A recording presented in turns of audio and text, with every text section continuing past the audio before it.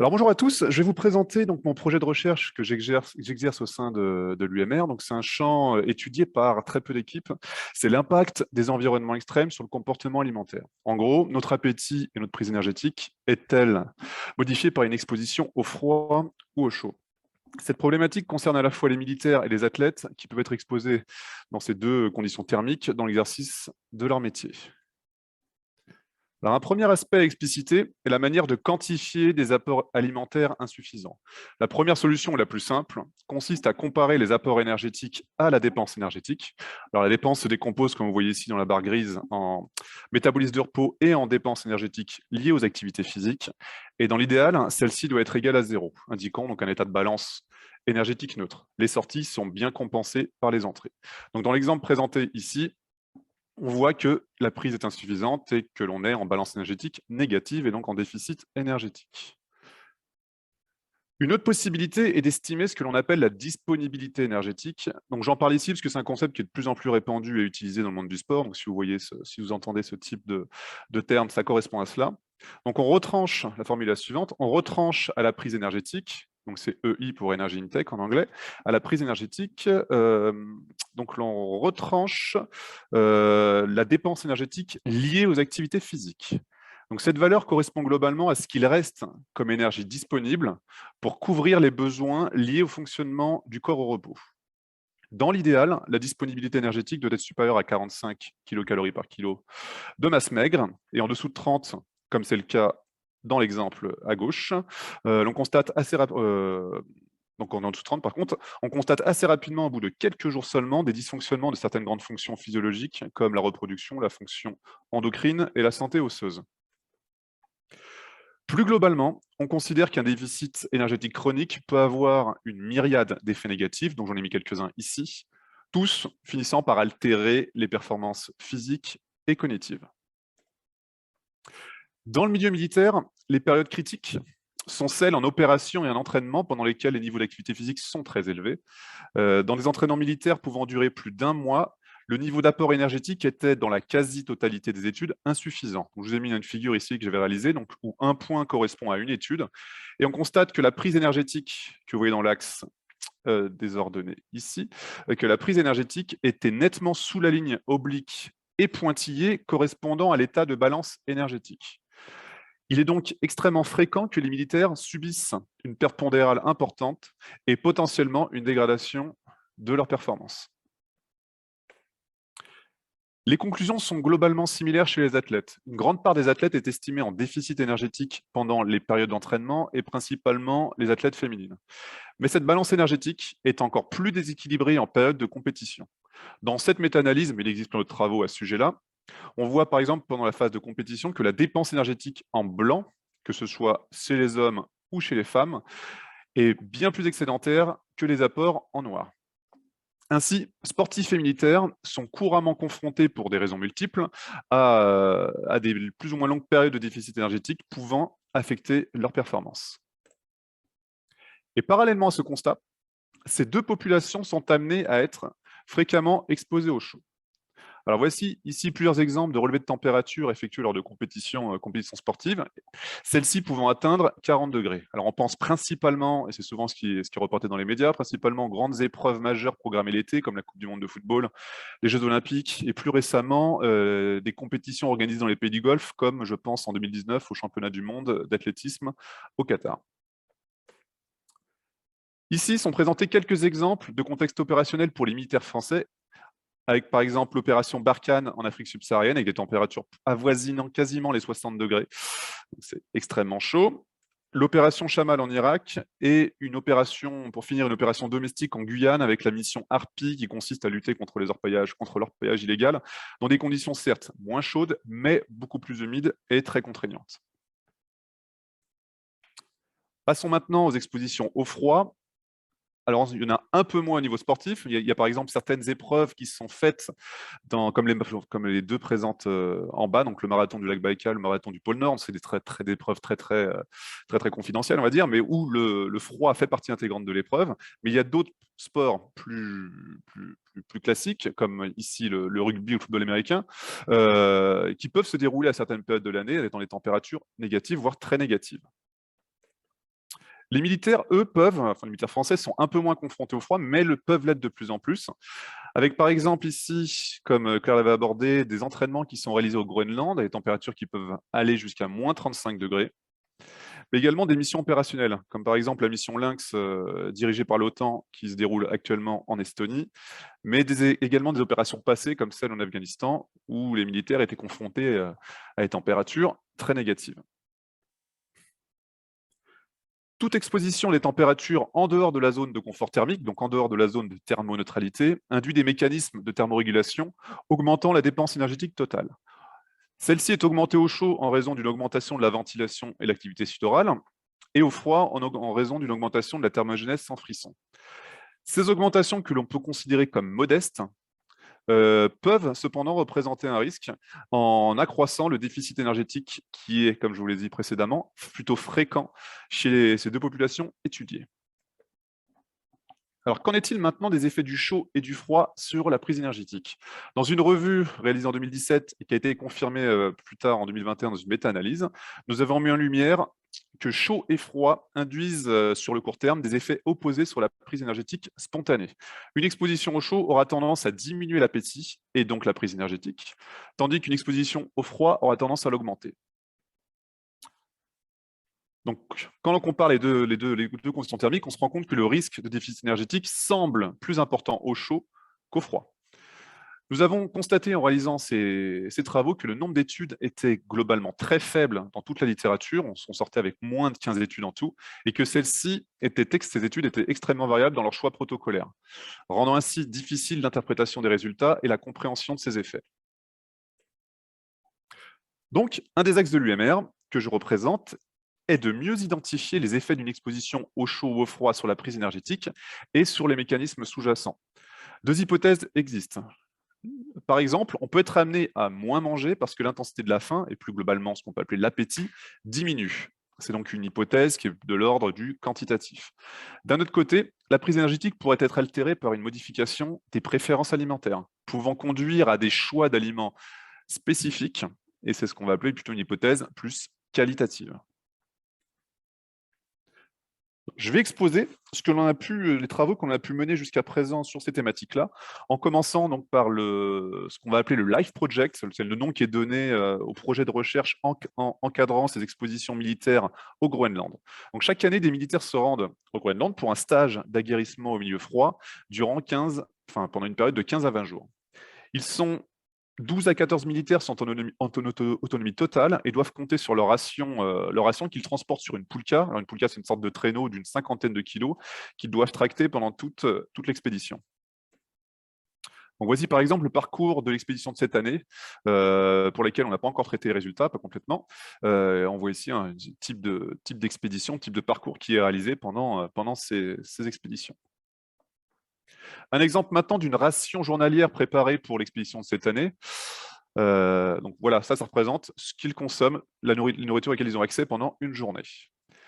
Le contenu calorique varie entre 3700 et 4700 kilocalories par jour, parce qu'on est toujours dans une phase de recherche de l'apport calorique optimal, parce que vous doutez bien que plus on apporte d'énergie, plus c'est du poids à transporter, donc il y a un compromis qu'il faut trouver avec eux sur l'apport calorique minimal pour tenir toute la période.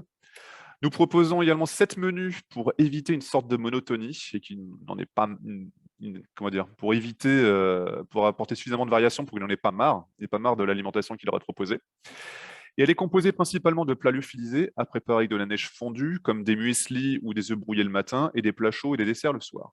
La journée, comme ils sont en déplacement, des aliments prêts à manger de type bar énergétique ou jerky beef sont proposés. Alors, il faut bien comprendre qu'au-delà de compenser les dépenses énergétiques qui sont très importantes dans le contexte froid, manger par moins 20 degrés présente de nombreuses contraintes pour préparer et consommer des aliments. Le simple fait d'avoir des difficultés à ouvrir un aliment avec des gants épais, comme on le voit par exemple sur la photo, peut constituer un frein à la consommation de certains aliments. Donc c'est donc un équilibre délicat à atteindre pour constituer des rations adéquates à la fois en termes énergétiques et à la fois en ergonomie. Sur ces travaux, que l'on a commencé en 2017, 2 articles ont été publiés à partir des expéditions de 2017-2018. Celle de 2019 et 2020 n'ont pas pu être réalisés en raison, enfin c'est de 2020 à 2021, pardon, n'ont pas pu être réalisés en raison du contexte Covid. Et nous venons à peine de recevoir les résultats de cette année, donc je ne pourrais pas vous en parler à l'heure actuelle. Je vais vous présenter un échantillon de résultats obtenus, ce qui ne serait pas forcément, on n'a pas forcément le temps de tout préciser, mais vous voyez ici par exemple les modifications de la balance énergétique lors de la dernière expédition réalisée.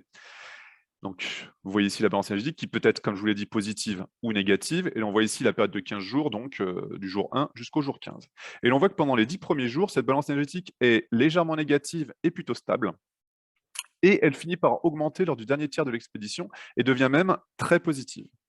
Ainsi, la masse corporelle était seulement diminuée de 1,13% en moyenne, ce qui est très faible comparé à d'autres expéditions militaires de même durée.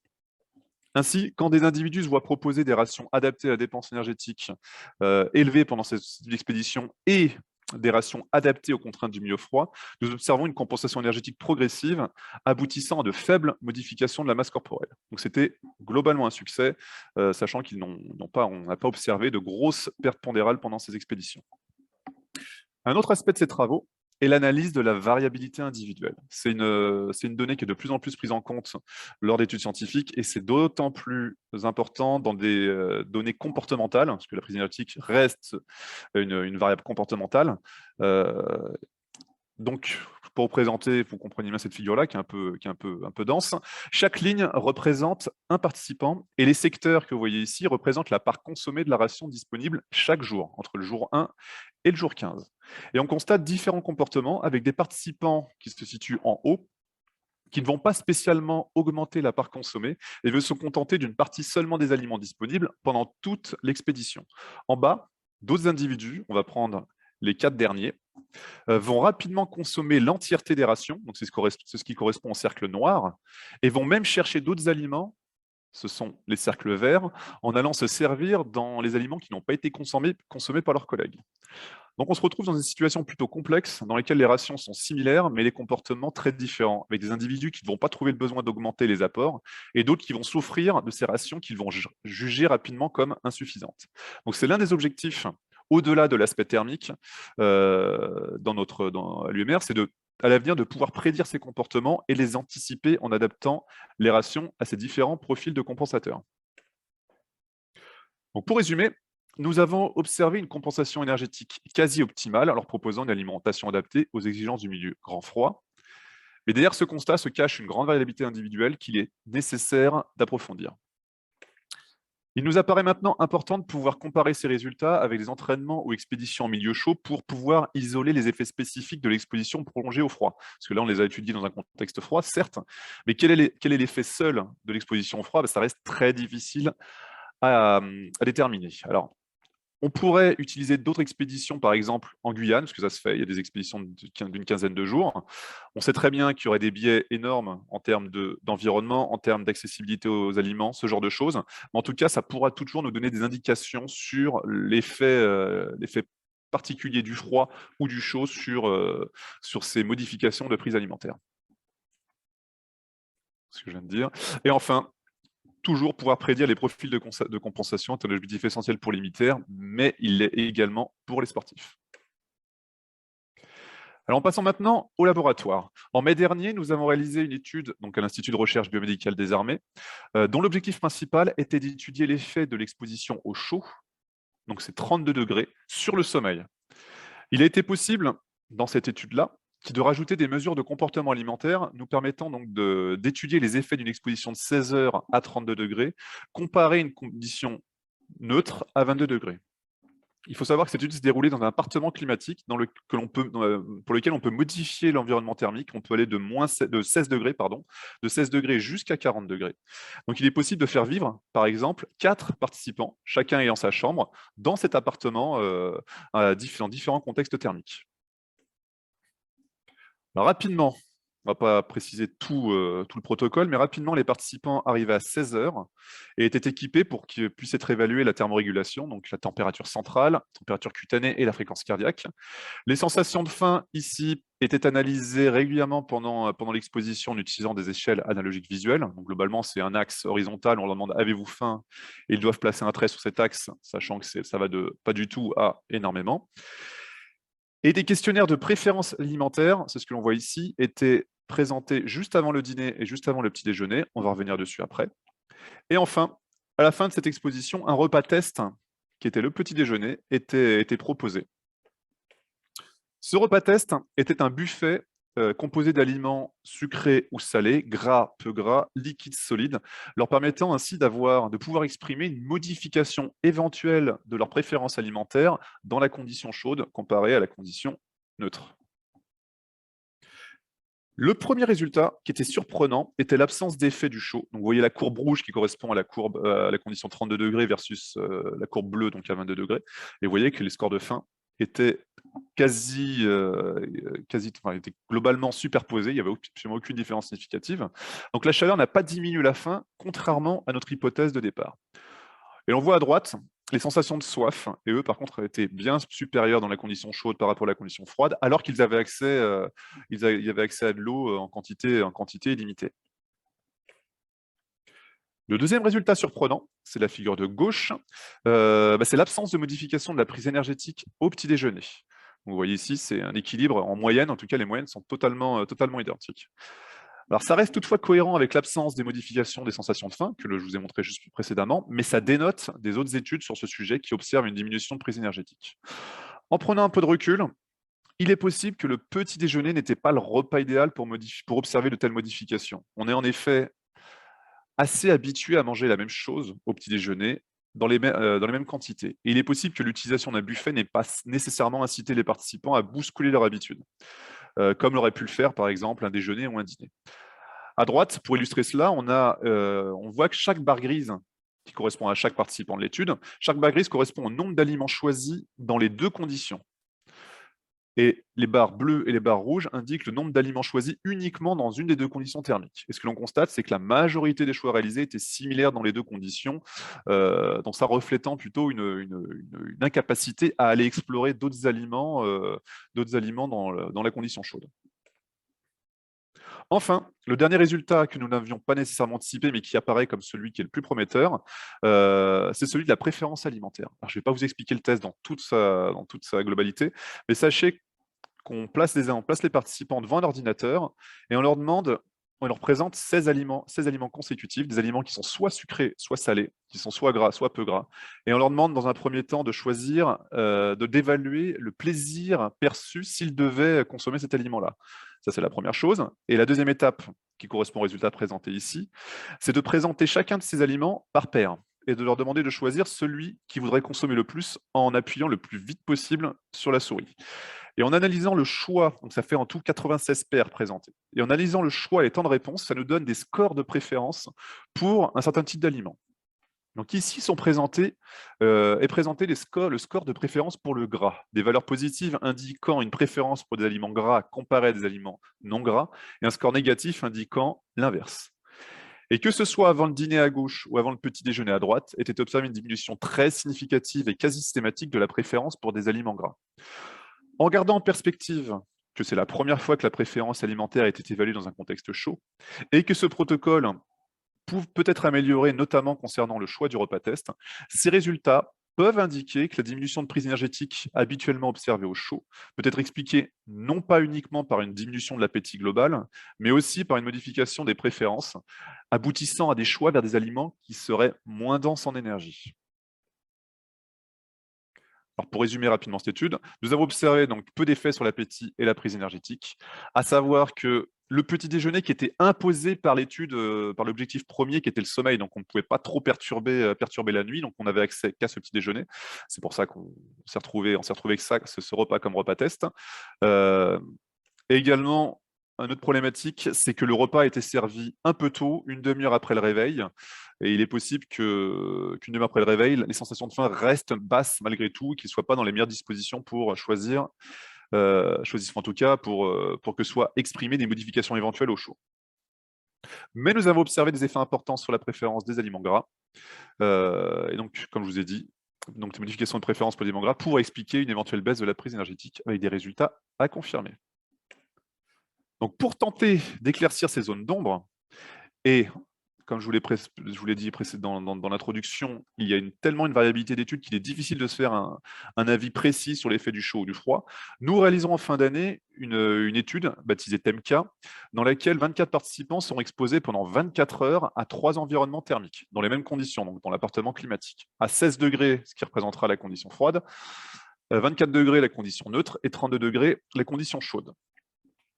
Les déterminants classiques de la prise alimentaire sont évalués, à savoir l'appétit par questionnaire. La prise énergétique, cette fois-ci, évaluée lors de 3 repas, le dîner, le petit déjeuner et le déjeuner. Donc, comme ça, on peut sortir de la problématique éventuelle du petit déjeuner que je vous ai présenté précédemment. Mais également, nous doserons des hormones du comportement alimentaire, alors qui sont principalement leptine, gréline et d'autres hormones intestinales qui sont impliquées dans comment dire, dans les réponses orexigènes, anorexigènes, enfin dans les modulations de l'appétit. Mais nous allons également utiliser des variables innovantes, comme le questionnaire de préférence alimentaire, qui reste malgré tout innovant parce que ça a très peu été utilisé dans ce contexte-là. Mais nous allons également évaluer les capacités olfactives et gustatives qui pourraient être associées à des modifications de préférence alimentaire.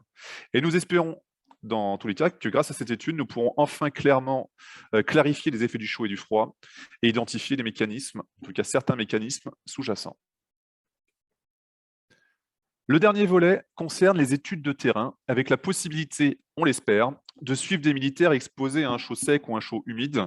On a plusieurs possibilités, on a plusieurs terrains qui nous sont offerts, mais il faut qu'on choisisse celui qui semble le plus adéquat, au moins pendant 2 semaines, histoire d'avoir un comparatif en durée à peu près identique avec le Groenland, et la possibilité d'évaluer cette prise énergétique pendant la cinétique surtout de cette modification de prise énergétique pendant cette période de 2 à 3 semaines. Je vous remercie pour votre écoute en espérant que vous avez apprécié cette présentation.